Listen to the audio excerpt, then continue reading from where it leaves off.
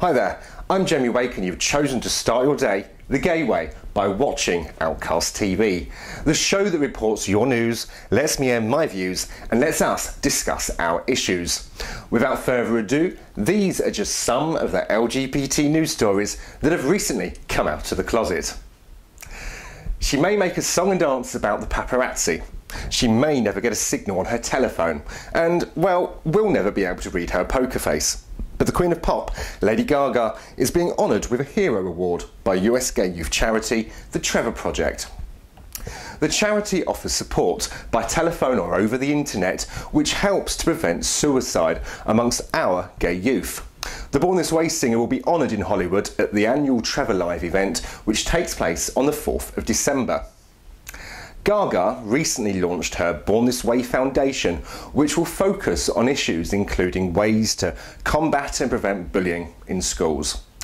If I was wearing a hat right now, I would doff my cap to you, Gaga, for it's you and others in the limelight helping us, the gay community, look at ways of saving more lives of LGBT teens to suicide and looking at preventative ways to stop discrimination.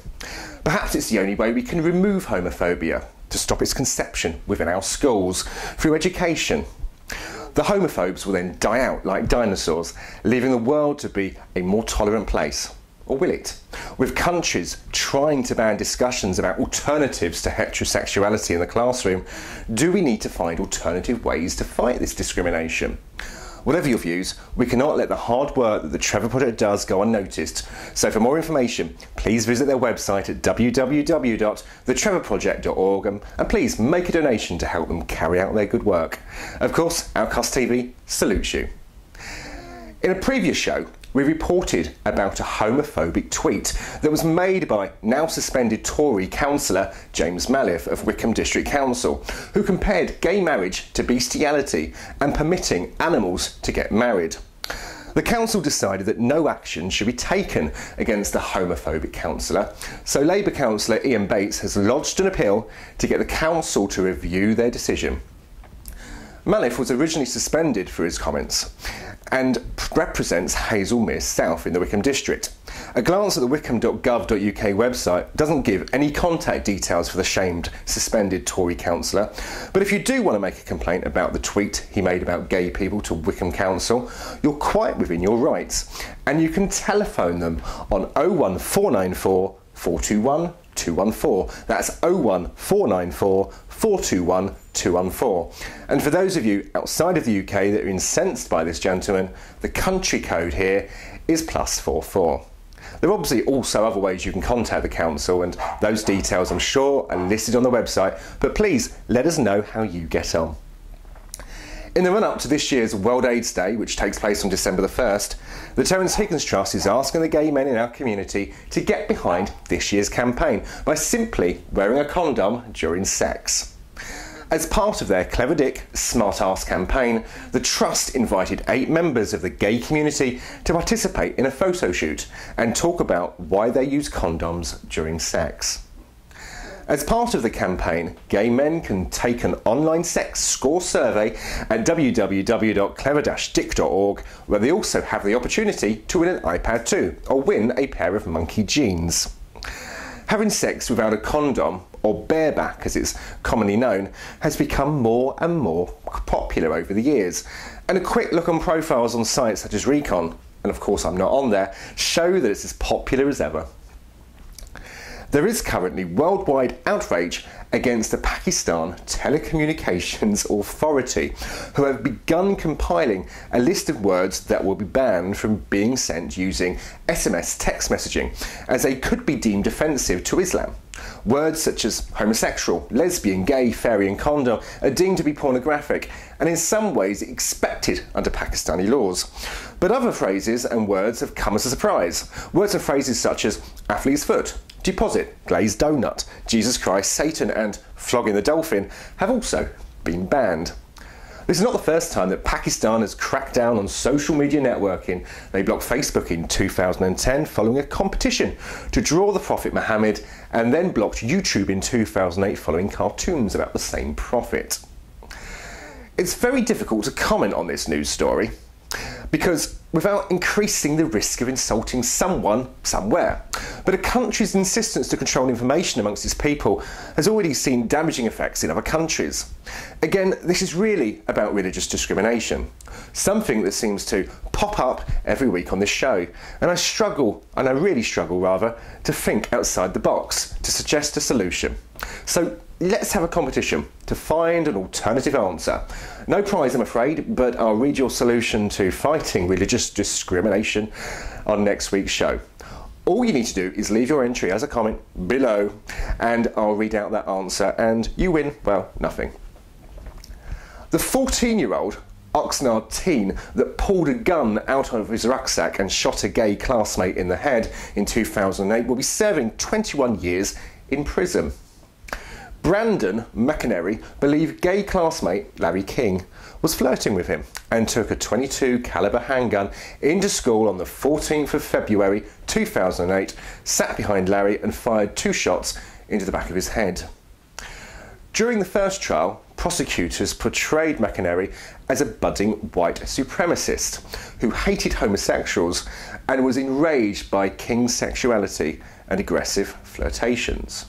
The defence argued that McInerney was the product of a violent and dysfunctional home and had reached an emotional breaking point in response to King's advances.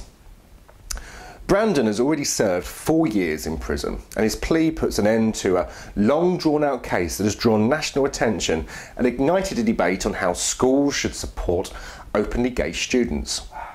Somehow, I missed this news story in 2008, so I really wasn't prepared for the shock when investigating the details. Even now, I'm really trying to comprehend how someone at the age of 14 could kill someone. I mean, how does someone go from playing up trees, playing with conkers, playing with transformers, to taking a gun and pointing it at the back of a classmate's head? What has this child been taught by his parents to think that A, homosexuality is that evil, and B, that shooting someone, killing someone, is an acceptable way of dealing with any issue or problem? I really, really can't get it. Last week we reported that lawmakers in Russia were planning to introduce a bill that would prevent the promotion of homosexuality in St. Petersburg to protect children. Following outrage from the international community, this bill is being shelved whilst it is being reviewed.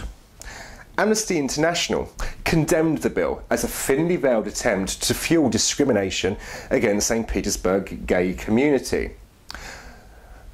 Vitaly Minilov, a member of the United Russia Party who actually proposed the bill, told the media, "We have decided to double-check all legal definitions related to this bill." Simple. Just don't do it in the first place. President Robert Mugabe has vowed that he will punish people severely who are gay in Zimbabwe. He's been outspoken about David Cameron's decision to reroute aid to countries who are anti-gay and has labelled him as a Satanist following the UK's announcement.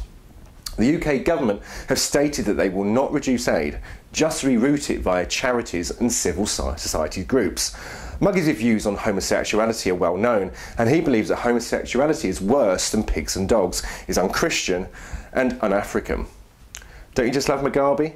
He's known to all the world as a dictator, lives a life of luxury while his country suffers all around him in extreme poverty. He knows that anything anti-gay is going to be a vote winner. He needs to go. He needs to go now. And for him to make accusations against governments around the world that want to ensure that countries get aid whilst protecting people in those countries that are either gay, disabled, religious, etc.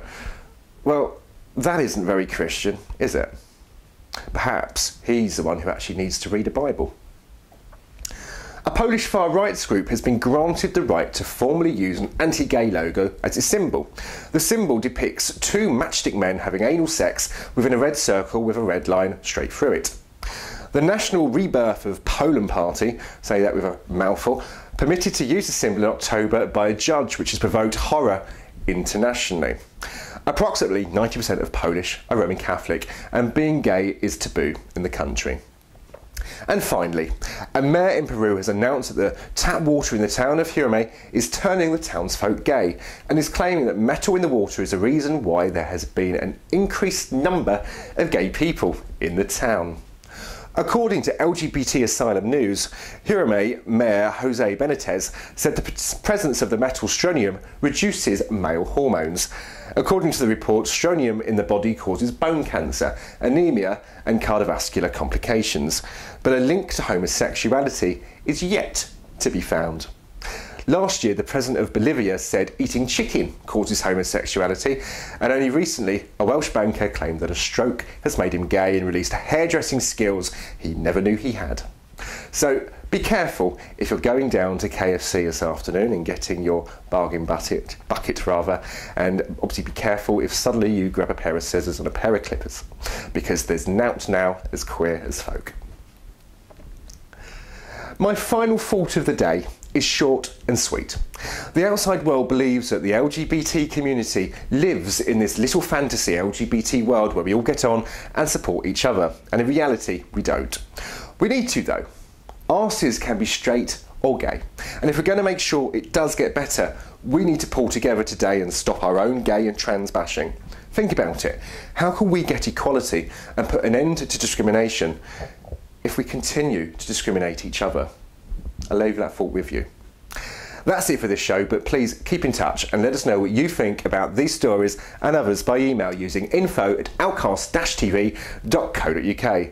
Of course, we're on YouTube, so don't forget to leave your comment below, and if you're seeing this on Facebook, don't forget to subscribe to our YouTube channel too, Outcast LGBT TV.